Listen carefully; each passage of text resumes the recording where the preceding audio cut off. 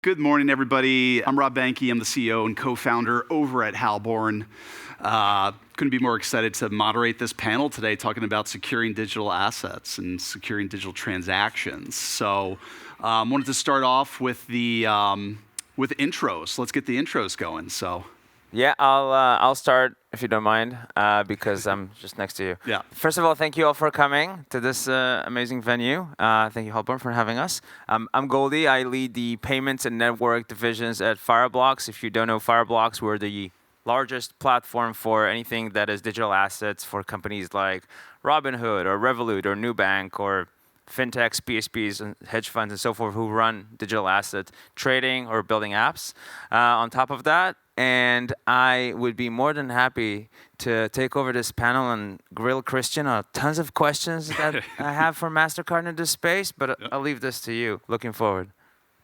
Yeah, so I'm the person to be grilled then. My name is Christian, looking after crypto go-to-market for Mastercard in Europe. Other than Fireblocks, people know Mastercard. No, just kidding. Yeah. So Mastercard obviously is a digital payment company, and I think as per Rob's initial slide, where you saw that abstract from the Bitcoin white paper about digital cash that works for everyone, without central intermediaries, obviously that's to a certain extent a source of concern, but at the same time a very good opportunity, and that's why we play in this space. And again, I'm looking after crypto go-to-market and fintech, and very glad to be here. And passing on to Dmitry. Thank you very much, Christian. Hi guys, my name is Dmitry Lazarichev. I'm co-founder, co-CEO of WireX. We are mostly known as a retail app where you have access to both fiat and cryptocurrencies. And also you can order a card and spend your digital assets in everyday life, as well as get access to IBANs, for example, and faster payments in the UK. We are live in UK, Europe, 6 countries in Asia. Hopefully we will enter some other markets anytime soon. So yeah, we started in 2014, end of 2014. So I guess soon we are going to get the official sort of a title of OGs. One of the most educated and leading fintech companies that are doing crypto in this space since ever. Congrats, Dmitry. Thank you so much. Thanks. Absolutely. And I almost forgot. So Halborn, we are a global solutions provider of security services for some of the top names in the space. And so if you have a blockchain initiative, we're here to help securely implement it. So that's everything that we're about. So today, for our panel, I wanted to just keep it conversational. We strategically decided to host this event at the end of Money 2020. As I walked around the booths at the event, I'm more the what you would call Web3 native. Walking through Money 2020, I saw a lot of similarities, right? A lot of booths talking about very similar things, cross-border payments, enablement, and such. And when it comes to Web3 and implementing DLT, I'm curious, amongst the three of you, there's a lot of transitioning that's going to need to happen, right? So can you tell me a little bit about how you see the future of this transitioning actually happening amongst what you're all working on, really? So, Christian, I think you're the smartest person on the panel, so you should start. I can have a go at it. And I'm not a Web3 native person. I've been socialized in our core business. I've been with Mastercard for 12 years. Before I was in technology and internet services, and then I started in corporate investment banking with Deutsche. So it doesn't get more non-Web3. And I would like to take a step back, because up until now, I think as an industry, we've done an awful lot of form factor innovation on fiat money, right? So I don't go to a person sitting behind an inch of glass to collect cash to take it to the retailer.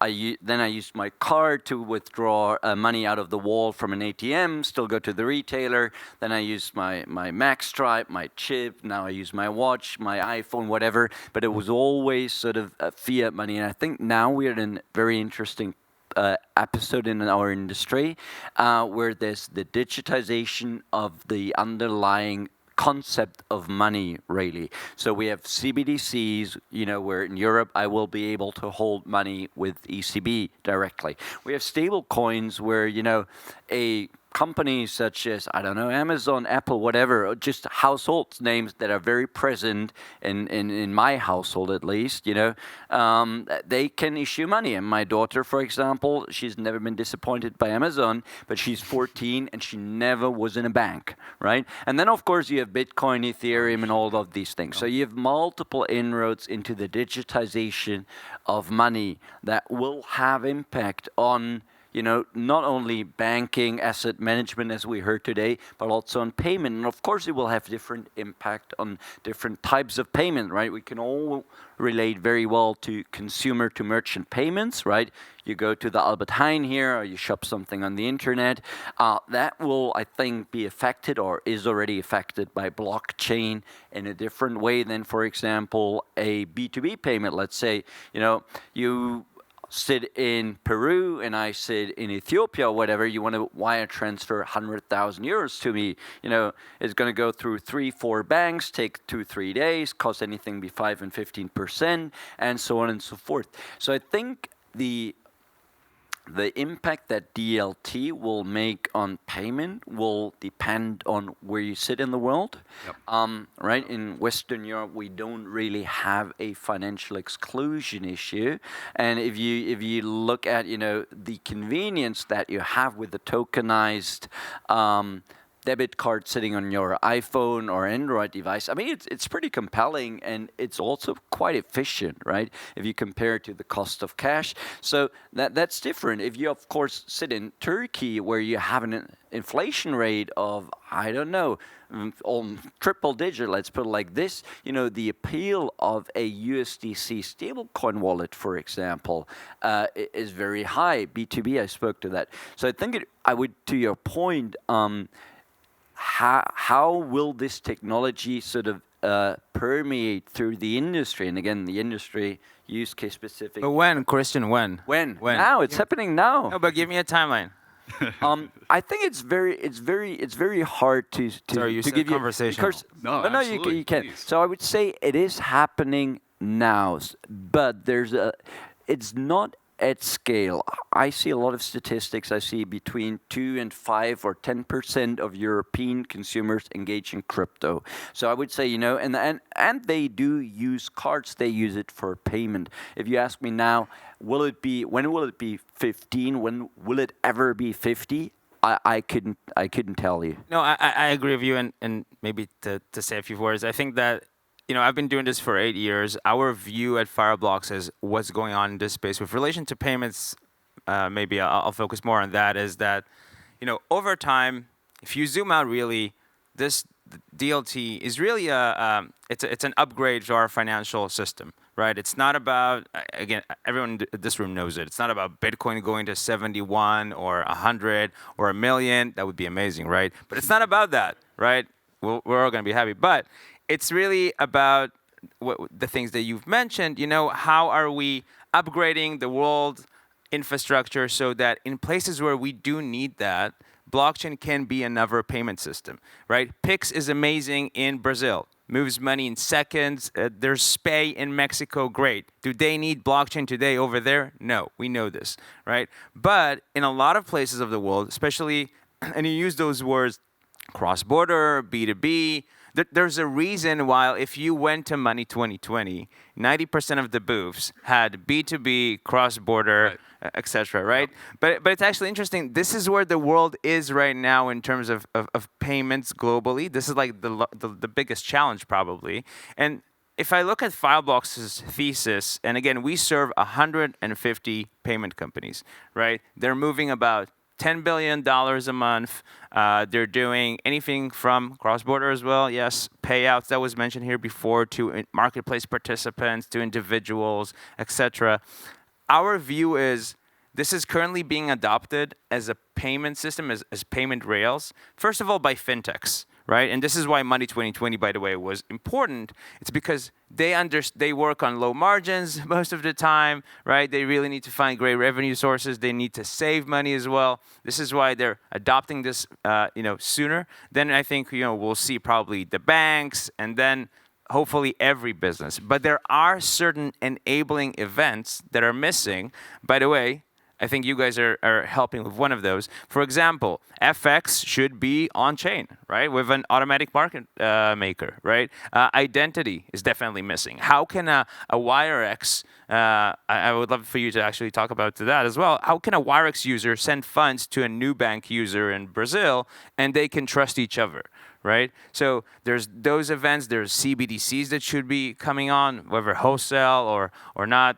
Don't want to get into that too much. But there is these unlocking events, which I think regulation really underpins everything, because we see that, and just maybe to wrap up, when this was our best Money 2020, I would suspect for all of you, because if a year ago or 2 years ago, you had to come to a PSP, I don't know, even Stripe 3 years ago, you had to tell them, listen, you should actually do this, and you should actually settle with your merchants and stablecoins. It makes perfect sense. It's faster and all of the attributes. Yeah. Today, they're just coming to us saying, hey, there's a pain. I have a pain. A lot of merchants, a lot of users, and so forth actually are asking for this. Can you help us out? And I think we no. No, please. Because we touched up on the concept of Mika, right? And but just to your point, when is that inflection point, and what are the necessary sort of prerequisites that need to be in place to scale, right? The European consumers, like everybody else, if it works, you have the benefit of not worrying about payment, right? You want to consume something and you need to pay for it. That's the way it is. But in Europe, people have been socialized with deposit insurance, zero liability, chargeback rights, right? And crypto felt a lot like the wild, wild west, right? While it can be your own bank, that sounds awfully liberating, but it's also very risky because a lot of people are not in the position to be their own bank. Of course. So I think, Mika that puts a regimen around stablecoins, but also gives consumers certainty when it comes to dealing with digital assets will be a key point. Also, I believe that sort of the evolution of self-custody, where you can actually have recover things and not different panel, Christian. We don't want to take topics from other panels. But you were saying, what are the necessary things? So I think the idea of putting this regulatory framework out there is important because people beyond 3% of the population are not willing to put their lifetime savings with an entity that wasn't around 10 years ago, right? And where you don't have, somebody mentioned it today, people like to call someone up if things go really south. So I think this regulatory piece is important. User experience is still important. I think it feels sometimes dealing in crypto is like dealing in an MP3 before the iPod was there. It works, but you download it here, you shift it over there, and you only need to convert it 4 times, and then it's already on your phone, right? So I think that's also important. And again, I think there's the evolution of self-custody and the evolution of exchanges and them becoming more legitimate is also important. For sure. Yeah, so I also wanted to add, since we started talking about the non-custodial wallets and the essentially retail, yes, I agree, there is still a lot of problem with user experience, user interface, and the security. The concept of electronic cash or be your own bank, I think it's still there, but not for everyone yet. Hence why we still need to pay a lot more attention to the education of regular customers to basically explain them how to use what the risks are, etc. So ultimately, I think is trying to build a Web 2 interface for Web 3 functionality. And so you need to have like a non-custodial wallet, but it feels like your Revolut app. Really, that's where we should go with this. And in terms of the evolution of payments and settlements on chain, so I can tell about our experience for a minute, if that's okay. So basically, we started with the first generation of a debit card funded with your digital assets, and the experience was not good. So you need to make a deposit. of your BTC or your, I think it was only XRP and BTC and a couple of others at the time. You exchange it into fiat, in your euros, for example, and you load your card, and then you spend these funds. That's all you can do. The second generation that we have right now is basically you still need to make a deposit in crypto. You link your account to a card, and then when you spend, we go to this account and debit it. So from a customer perspective, it's a little bit more seamless. And the third generation that we are working on right now is you don't need to make a deposit of your crypto. You use a non-custodial wallet with account abstraction, and you give us rights to go to that wallet and debit it when you at the moment when you spend funds with your card. So you go to a corner shop in order to buy a bottle of water. When you tap it, we initiate a transfer from your wallet, which is a non-custodial wallet. When we see a transaction on chain, we can approve it and say, okay, fine. This transaction is accepted, and then we receive these funds from you, exchange it, and settle with a network, with Mastercard. And the question is, and I think you asked what's the next steps here, how we basically envision it for the future. I think the next step, which we hopefully will see in the next 2 or 3 years, and when you also can send these funds to the acquirers and enable them to settle with merchants instantaneously per transaction. So that's, I think, would be really kind of a changing moment. That's the holy grail, that by the time you leave the store, because you paid with this amazing payment method, then the merchants already got paid. Exactly. Right? Yeah. And I feel like, we're a fully remote team at Halborn, much like many folks in the space. You walk into the office every day, and there's just another new security issue, another new war room being set up in our day to constantly field the security issues going on. How hard is it for a security company to work with security companies? Moment of truth. You'd be shocked. You'd be shocked. Yeah, but you wouldn't, right? So it's like even still working with security companies, there's still things going on. There's still other new risks popping up every day. It's a cat and mouse game always. I think you talk to any security professional that's been in the space for the last 20, 30 years, the evolution of the internet, the evolution of Web3, now with the BIS now calling it the Finternet, that's the new keyword being used. That's for too. VCs, so yeah, they could say, here's the category. Yes, that's right, the Finternet, yes. Got to raise a new fund for this. There's new risks popping up every single day. So, one of the questions I wanted to ask is what would surprise the group about what you deal with on the security side. And just to get things started, one of the things that you'd be surprised about, that you might not think about all the day, is insider threat, internal risks.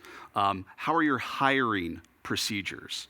We see a lot of nation-state actors actually focusing in on hiring and HR teams right now to try to get a job at a big company like a Mastercard, just to exfiltrate information. How are you all thinking? Yep. This is the fun stuff that we deal with every day here. So how are you thinking about security risks nowadays? And by the way, I'm talking, this question's a little B2B, right? There's also the B2C side, where being your own bank is amazing and it's great. But the UX right now is that $3.8 billion was stolen from people last year. So let's talk about the B2B side. How are you thinking about security risks in your day-to-day life? I'm happy to take it. Yeah. Start with if you want to. From one security company to another. Exactly. Yeah, but by the way, there's a great website that's called What DeFi Did, I think. Oh, nice. You love that one? Yeah. And you scroll through it, and it shows you how much money was stolen every day during the last 30 days or something. Yeah, security is obviously still a huge challenge. And again, Fireblocks is a security-first company. Mm-hmm. We have about 45 people out of a team of about 700. All they do is security. Yep. They look at our apps, they secure our resources. We have security center for our clients. We have obviously a SOC, and we get we feel very fortunate to be visited by those amazing nations every day, like North Korea try to visit us every day. Absolutely. And others, right? I will say that we're probably one of the top 3 most attacked companies in definitely in the space, but in the nation. This is actually a bit funny. People think that, because again, if you don't know Fireblocks, we don't hold people's keys. We have this great tech. We hold a part of it, but hackers believe that we hold something like I would say something like $560 billion right now. Yeah. They think we hold it. Yeah. We were trying to tell them we don't have it. We put a sign on the door. We don't have the key. They're still trying to hack, right? No, but it's again, seriousness. It's a daily battle. It's a struggle. A lot of the companies that we work with, we try to tell them that it's not just about building, and Dmitry, you can probably talk a lot about this. It's not just building an app that signs transactions in the right way and make sure there's no attack vector like man in the middle, or when you're building your extensions and so forth. It's actually looking at your entire organization, right? Because the reason we've built our architecture as like a trustless architecture, we envision that in every setup that we build, there's a malicious actor in-house. So how can we protect from that, right? So we advise them a lot, not just about how to implement Fireblocks, but actually literally how to build their crypto business around security. And I'm sure you're facing a lot of those challenges, serving more than 6 million users today, right? Yeah, absolutely. And we're going so we're going through the regular audits in terms of the security every year as we're a licensed entity. And so yes, it's a lot of work on this front. And as one of the co-founders, I see that we spend more and more every year actually on this.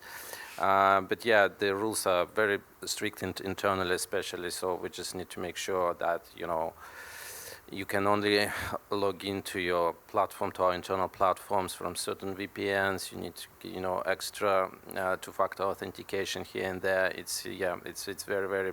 Do you also have Okta hell, where you need to do Okta 500 times a minute, give them blood before you can actually connect to the browser? That's coming soon. Yeah. Okay. That's coming soon. Definitely. Great company. But also it's a lot. It's very helpful to work with companies like Fireblocks, because obviously you guys understand it very, very well and help us, to make sure that we do everything properly.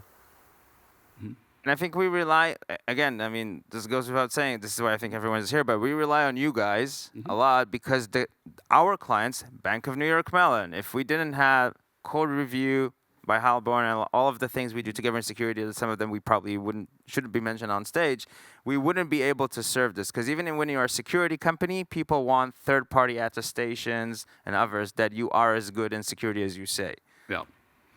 So Christian, how much does the security and risk side affect you actually getting your work done?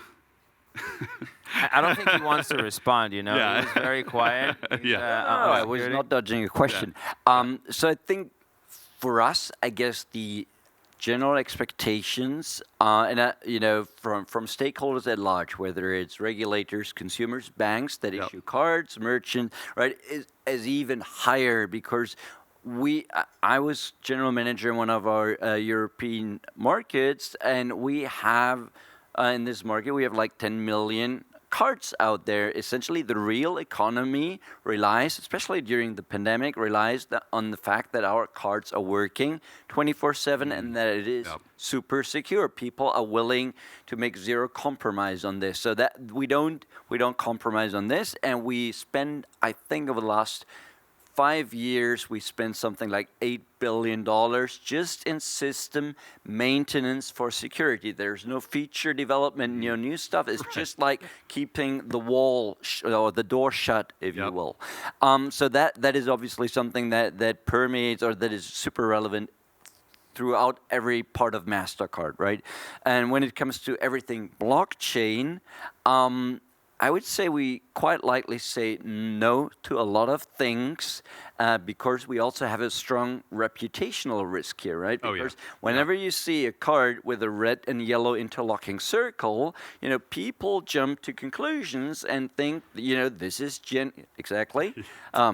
Oh, you have a Mastercard. Good. I do. I brought it. I just got one for the panel. Okay, good. Bought it on the street. And and this is also what we can bring. And Goldi mentioned it. This trust, right? This is through identities. This is what we can bring and should bring to also the blockchain space. But we can only do it if we're scrutinizing things, if we're very deliberate, asking the difficult questions, sometimes being also maybe a bit difficult to deal with and not very Web3 kind of, can you send it on Telegram, we just sign it later? No, and that, so we always want to be, and I say that with the greatest respect for our partners in this space, but always we need to be the adult in the room, right? So we can't do, we can try things. There's obviously pilots and proof of concepts, but even before we go there, we have to have a very high level of comfort, especially when it comes to things around security, but equally important, compliance, KYC, AML things. Money laundering, terrorism finance, all these things, we just need to live, and we are happy to live up to the highest global standards. Quick comment on one thing you said, and sorry for hijacking again, Rob, but you said trust, and a lot of people, I think that's important, because a lot of people ask themselves, why do we need Visa and Mastercard in this world of payments, taking it back to payments, if everything can be on-chain? You're doing wallets that are account abstraction wallets with paymaster accounts, right? You can put the fee somewhere else. Why do we really need MasterCard and Visa? I think that is actually an important point, because even in this world right now, you still need that logo, basically, that tells the consumer and actually the merchant, again, on both sides, that they're safe. And MasterCard has that lingo right now. If you go to their website, it's not about a plastic. It's not about a bank account. It's not about a crypto wallet. It's about trust and connecting and allowing you to move money with that trust. I don't know if you agree, Dmitry. Yeah, I totally agree. It's all about the network and access. So because you guys have at Mastercard, obviously, all the merchants and all the issuers and all the customers, basically, from the retail side. So it's definitely like an integral part of the ecosystem. And so if we can bring alternative sort of a use case there, I think that's great. But I don't think it's a threat at all. And just to add to that, and not you sort of beating our own drum, but moving money around, especially with real-time ACH and all these wallets and whatnot, is not super difficult. But the thing that I always tell people, also when it comes to blockchain payments, if you're a consumer sitting in Warsaw in Poland and you want to buy something from a Portuguese e-com merchant, right? So I'm not discriminating, could be the other way around, right? And, and you've never bought something from them and it's 500 euros.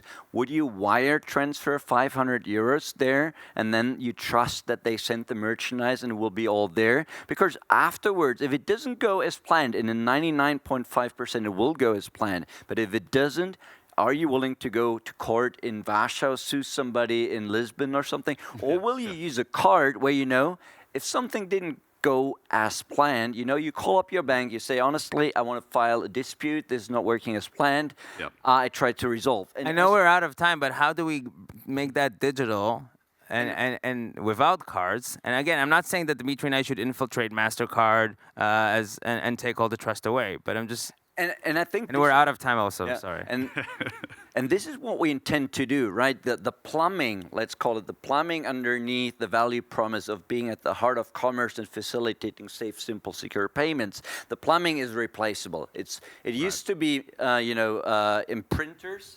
Then it was Mac stripes and chips, and now it's mobile phones more and more. Yes. And the clearing and settlement is still classical ACH, and that can be swapped and will be swapped. And I think that's why we're all here, and it will evolve.